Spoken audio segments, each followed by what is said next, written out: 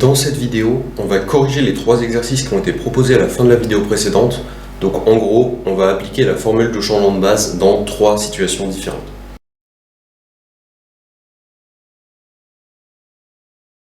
Dans le premier exercice, on a une application linéaire de R3 dans R2 qui à x, y, z associe 2x plus y et moins y moins z. Donc la matrice avec les bases canoniques de cette application linéaire, ça va être juste 2, 0, 1, moins 1 et 0, moins 1. Et on va changer de base au départ et à l'arrivée. Au départ, au lieu de la base canonique de R3, on va prendre 1, 0, 1, 2, 1, 0 et 0, 0, 1. À l'arrivée, au lieu de prendre la base canonique de R2, on va prendre 4, 3 et 1, 1. Et on se demande ce que va valoir M', qui va être la matrice de cette application linéaire, mais avec la base B3 au départ et la base B2 à l'arrivée. Pour ça, on a juste à appliquer la formule de changement de base, qui était donc Q-1 MP, où M, c'est la matrice qui est juste au-dessus, donc 2, 0, 1, moins 1 et 0, moins 1. P, c'est la matrice de changement de base dans l'espace de départ, donc c'est celle qui est donnée en mettant juste en colonne ces 3 vecteurs. Vu qu'on est dans la base canonique, au début, en fait, on a juste à vraiment recopier ces 3 vecteurs. Et pour Q, c'est le même principe, vu que ça va être la matrice de passage de la base canonique vers la base B2, le fait que ce soit la base canonique qui intervienne, ça fait qu'on a juste à recopier ça. Donc 4, 3 et 1, 1. Le problème, c'est que nous, ce qui nous intéresse, c'est pas la matrice Q, mais son inverse, qui est du coup la matrice de passage de B2 vers la base canonique et pas de la base canonique vers B2. Du coup, on va commencer déjà par calculer l'inverse de cette matrice.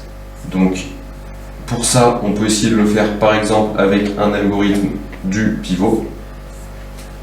Alors, si jamais on connaît la formule pour inverser une matrice de 2 avec du 1 sur AD moins BC et on a DA moins B moins C, on peut le faire tout de suite. Sinon, on peut le faire avec un algorithme du pivot.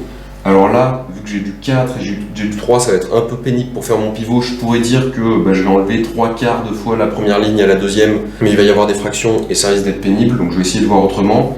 Je vois que si je prends la première ligne et que j'enlève la deuxième, sur la deuxième coordonnée, il va me rester 0. Sur la première, il va me rester 1.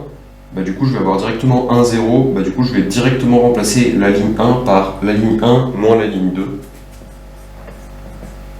Ce qui va me donner donc 1, 0. Et là, j'ai fait la ligne 1 moins la ligne 2, donc 1, 0, moins 0, 1. En dessous, je ne change pas pour l'instant. Et maintenant, j'ai juste à enlever 3 fois la ligne 1 à la ligne 2. Et du coup, j'enlève 3 fois la ligne 1, ça va me faire donc moins 3. Et 1 moins 3 fois moins 1, ça va me faire 4. Et du coup, normalement, ma matrice inverse de Q, c'est celle-ci. Je peux vérifier rapidement de tête que si je multiplie cette matrice-là par celle-ci, je vais bien trouver l'identité. Sur le premier nombre, je vais avoir 1 fois 4 plus moins 3 fois 1, 4 moins 3, 1. Et je peux le faire sur les autres coefficients pour vérifier. Du coup, ici, je peux remplacer par l'expression de Q-1 que je viens de trouver. 1, moins 3, moins 1 et 4. Et maintenant, pour obtenir ma matrice M', qui est la matrice de notre application dans la nouvelle base, j'ai juste à développer le produit.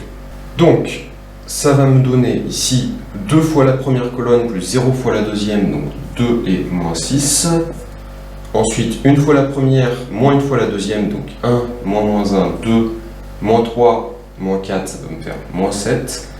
0 fois la première, moins 1 fois la deuxième, donc j'ai juste moins la deuxième colonne, donc 1 et moins 4. Et de l'autre côté, j'ai 1, 0, 1, 2, 1, 0 et 0, 0, 1 qui ne changent pas.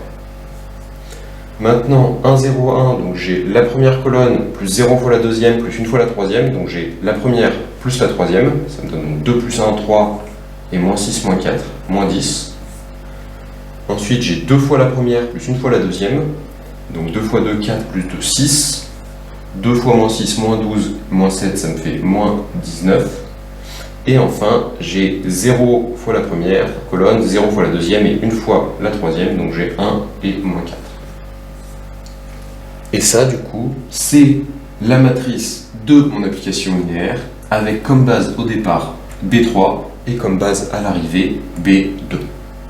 Je peux vérifier rapidement, je ne vais pas le faire sur tous, mais je vais le faire par exemple sur le dernier. Si je calcule l'image de 0,01 par mon application, ça va me faire donc 0 et moins 1. Et 0 et moins 1, pour le décomposer dans cette base, il faut que je prenne bien une fois ce vecteur moins 4 fois celui-là, ça va me faire 4 moins 4 et 3 moins 4. Donc ça me fait bien 0 et moins 1. Donc une fois le premier vecteur, moins 4 fois le deuxième, ça va bien me donner l'image de ce vecteur-là dans donc, la nouvelle base. Ça a l'air d'être correct. Pour le deuxième exercice, on a cette fois une application qui va de R3 dans R3, qui est donnée par cette expression. On veut passer de la base canonique à la base B' qui est donnée ici, donc 1, 2, 1, 0, moins 1, 3 et 1, 1, 5. Et donc on veut avoir cette base B' au départ et à l'arrivée. Du coup, le calcul qu'on va faire tout à l'heure, ça ne va pas être Q-1 MP, mais ça va bien être P-1 MP, parce qu'en fait on a le même changement de base dans un sens ou dans l'autre, au départ et à l'arrivée. M, c'est la matrice qui va être donnée par cette expression où on va juste supprimer les lettres, donc on va avoir 16, 41, moins 11, moins 6, moins 16, 6 et moins 2, 5, 1. P, on va juste recopier cette base des primes, et on a juste à calculer P-1 pour ensuite pouvoir faire le produit.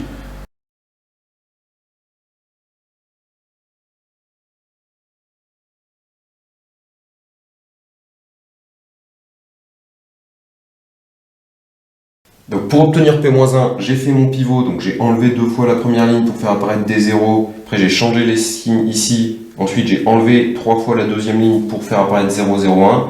Et ensuite je suis remonté en enlevant une fois la dernière ligne à la première et à la deuxième pour supprimer ces deux 1. Ça m'a donné ça de ce côté-là.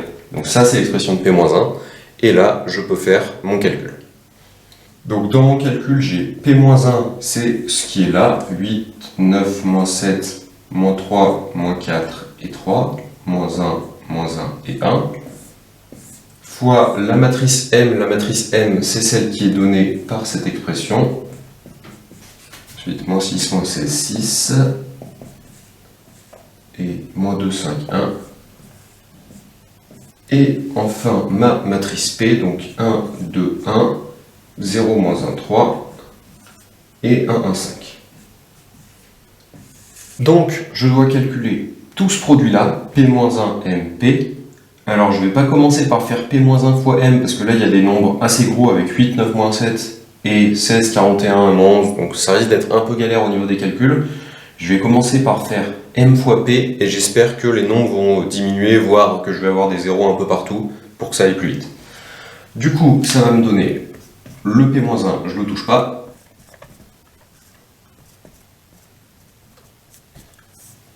Et ici, je fais mon produit M fois P. Donc sur la première colonne, je vais avoir une fois la première, plus deux fois la deuxième, plus une fois la troisième. Donc je vais avoir 16 moins 12 moins 2, ça fait 16 moins 12, 4 moins 2, 2. Ensuite, 41 moins 32, ça fait 9. 9 moins 5, 4. Ensuite, moins 11 plus 12, ça fait 1 plus 1, 2. Maintenant, sur la deuxième colonne, j'ai 0, moins 1, 3, donc je vais avoir 0 fois celle-ci, moins 1 fois celle-ci, plus 3 fois celle-là. Donc 6 moins 3 fois 2, ça fait 0. Après, 16 moins 3 fois 5, ça fait donc 16 moins 15, 1. 6 moins 3 fois 1, ça fait du coup 3. Et là, 1, 1 et 5, donc cette colonne plus la deuxième, plus 5 fois la troisième. 16 plus moins 6, 10. 10 plus 5 fois moins 2, 10 moins 10, 0. 41 moins 16, ça fait 25. Et 5 fois moins 5, moins 25. 25 moins 25, ça fait 0. Moins 11 plus 6, ça fait moins 5.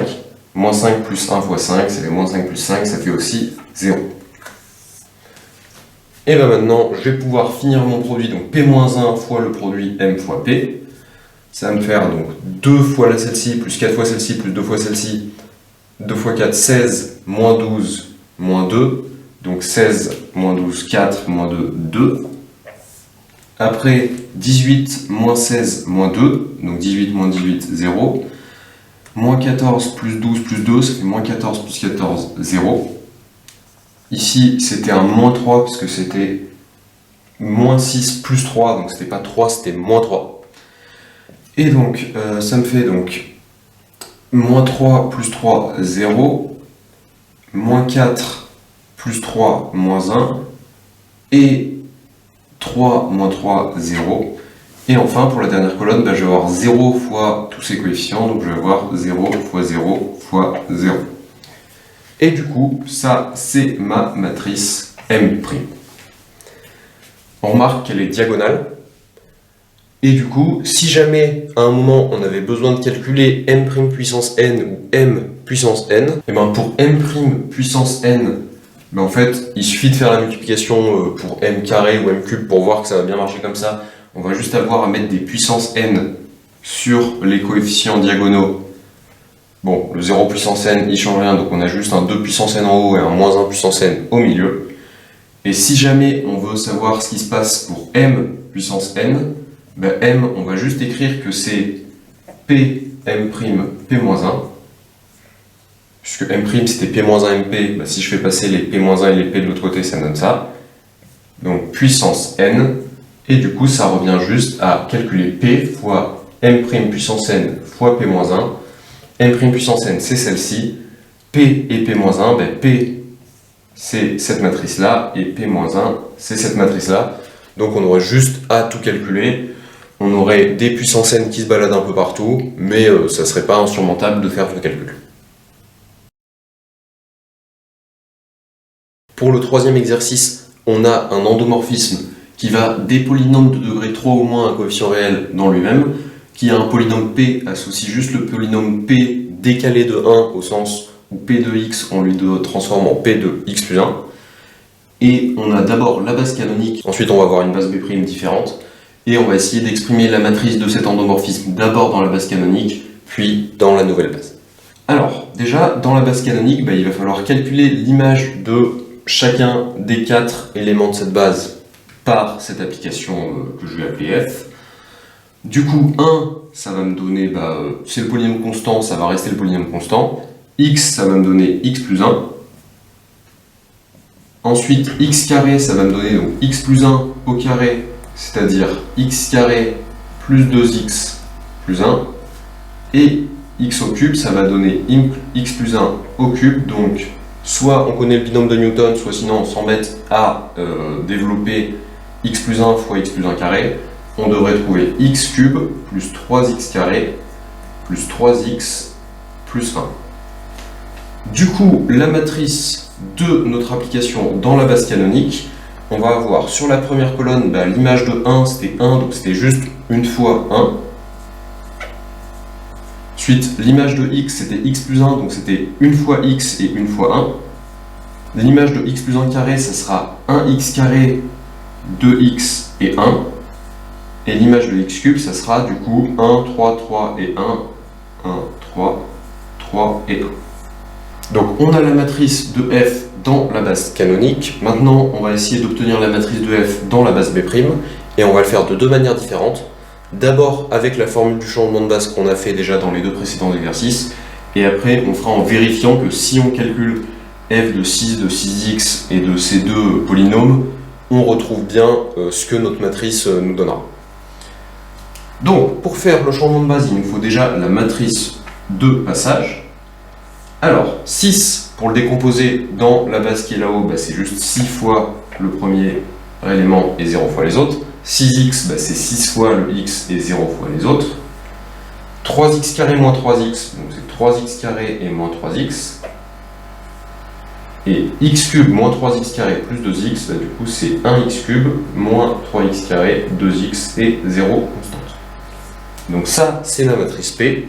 Maintenant, je vais pouvoir calculer P-1, qui sera la matrice du coup de B' vers B, et non de B vers B'. Et je pourrai ensuite faire mon calcul P-1 fois M fois P. Donc pour inverser cette matrice, je pourrais faire un algorithme du pivot. Je vais tenter de le faire un peu rapidement, ou du coup je vais juste essayer de voir moi comment exprimer ces 4 vecteurs en fonction de ces 4 vecteurs-là.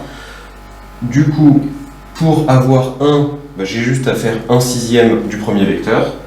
Donc 1/6 et 0 fois les suivants. Pour obtenir x, pareil, j'avais 6x, donc j'ai juste à faire 1/6 de 6x. Maintenant, pour obtenir du x carré, bah là je vois que j'ai du x carré moins du x, et en rajoutant un peu ce vecteur là, je vais pouvoir supprimer les x. Donc si je prends celui-là plus une demi fois celui-là, ça va me faire juste 3x carré.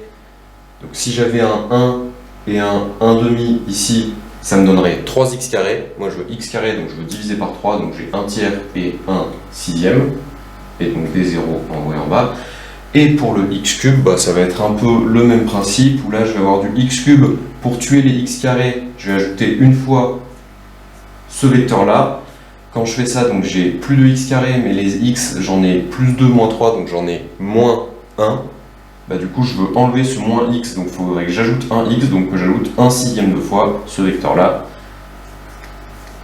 Et du coup, normalement, ma matrice P-1, c'est celle-ci. Je peux faire la vérification rapidement sur 2-3 lignes, que là, je ne me suis pas trompé. Maintenant que j'ai P, que j'ai P-1 et que j'ai M, je peux calculer ma matrice dans la nouvelle base en faisant juste le calcul P-1 fois M fois P. Alors pour P-1, vu qu'il y a plein de fractions, ce que je vais faire, c'est que je vais sortir le 1 sixième.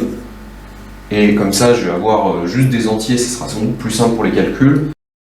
Fois M, qui est du coup 1, 0, 0, 0, 1, 1, 0, 0, 1, 2, 1 et 1, 3, 3, 1. Fois P, P je le remettrai tout à l'heure quand j'aurai la place.